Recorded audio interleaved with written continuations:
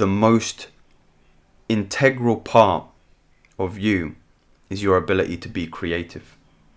And if you have not disciplined that aspect of your identity, then it will end up running you.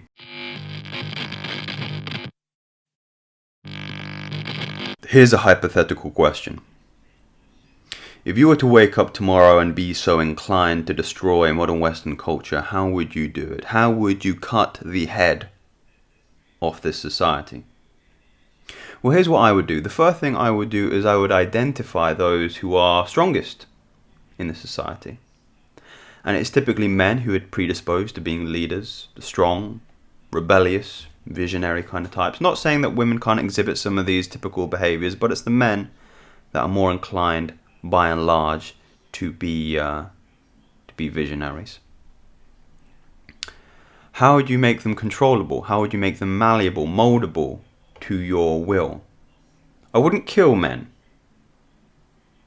I would let them be slaves. I would let them be the hands, as it were, for my particular predisposition.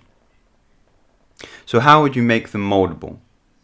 Well, the first thing you have to do is pervert their values. You have to lead them astray from traditional values, from family values, from religious, moral, and spiritual values, from the overarching goal of self-actualization, God-realization. So how do you do that? You lead them astray through the senses, the 5 senses. You pervert their being through material possessions and finite, tangible things in the physical realm. Shiny object syndrome, some call it. But that wouldn't be my ultimate weapon of mass destruction. My ultimate weapon of mass destruction would be pleasure. It would be leading men astray through the medium of that feel-good feeling that we all get when we do certain things, when we eat certain sugary and poisonous food and soy, estrogen infused food, when we start to gorge on entertainment. Consumer culture. I would make him a consumer. I would give him access to portals, screens, that allowed him to fulfill any of his ultimate desires. And then the secret weapon of mass destruction would be in the form of pornography. It would be in the fantasy of any sexual desire that he should want.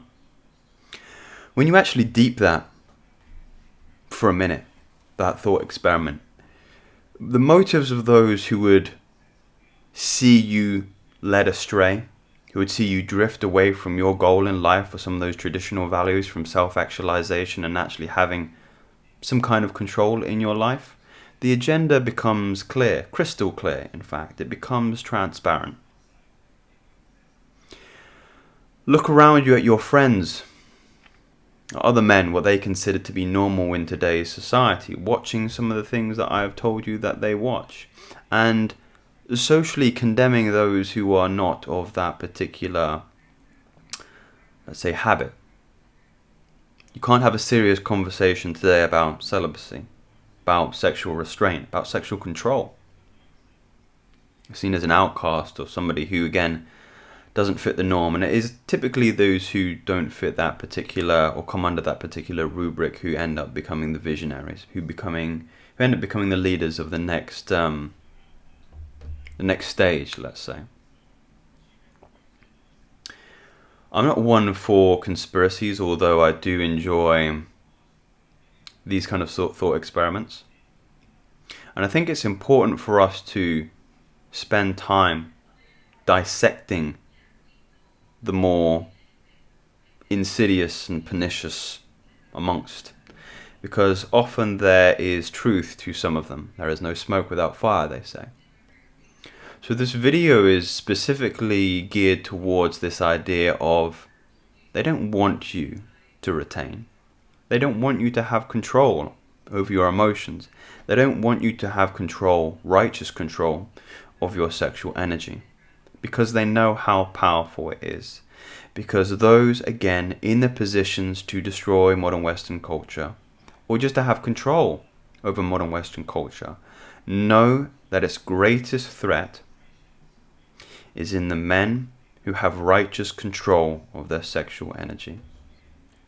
Some of the most powerful men in the world today, visionaries like Elon Musk, Steve Jobs, some other ones that perhaps want to remain unnamed, all publicly denounce self-pleasuring, masturbation, watching pornography, and any behavior that is driven by the emotion of lust.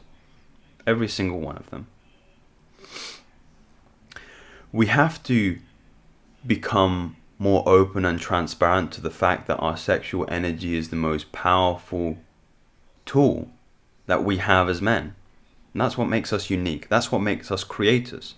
When you look at the utility of that particular tool, it is to be creative by definition, to become an architect of your own reality.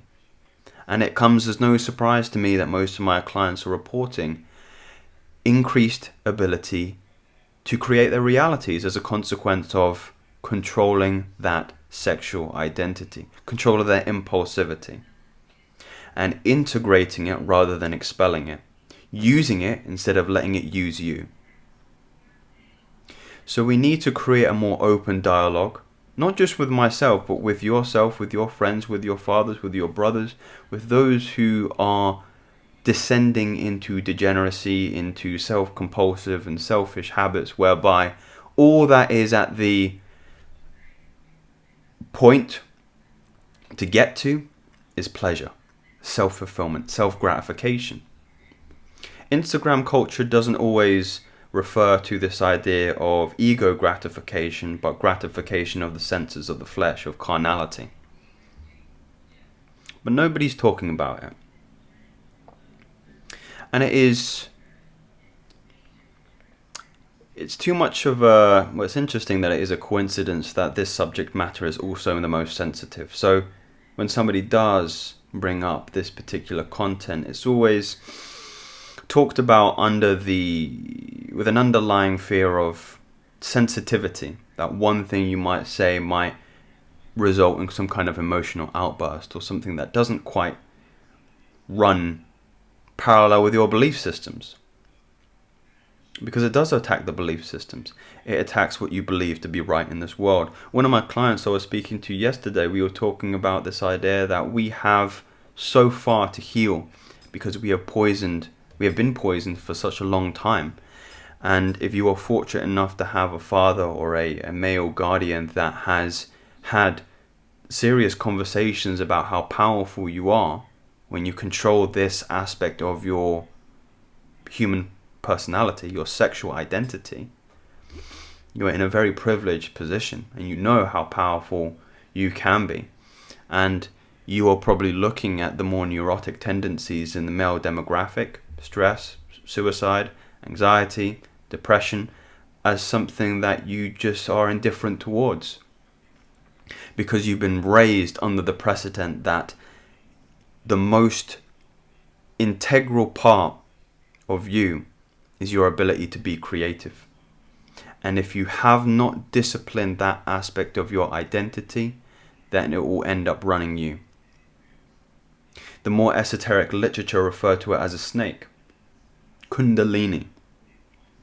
Or you can look at some of the other ancient religions such as Egyptian religions, the Kybalion, for example, and you can start to see how the most revered in their culture are always depicted with what? A snake atop their head, indicating risen sexual energy.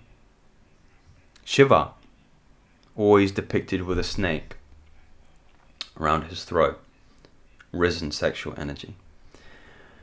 The snake is an ancient representation of this, and it is congruent and consistent among those particular traditions.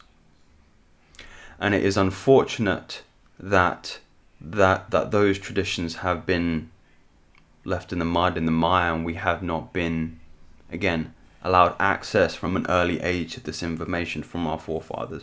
But it follows that natural cyclical way that Western or civilization goes, as per my last video. But now, if you're watching this video, you have been red-pilled. This is the ultimate red pill. It's not about feminine nature and hypergamy. It's about the truth that you are the divine creator, that you have that divine creative essence to you. And if you're not leveraging it, then you're going to be forever stuck on the train to mediocrity. And that is going to be your destiny. So brothers, if there's anything I can convince you of, it is to allow yourself to be open to the possibility that you are more powerful than you can ever imagine. And I think that's fundamentally what scares people the most.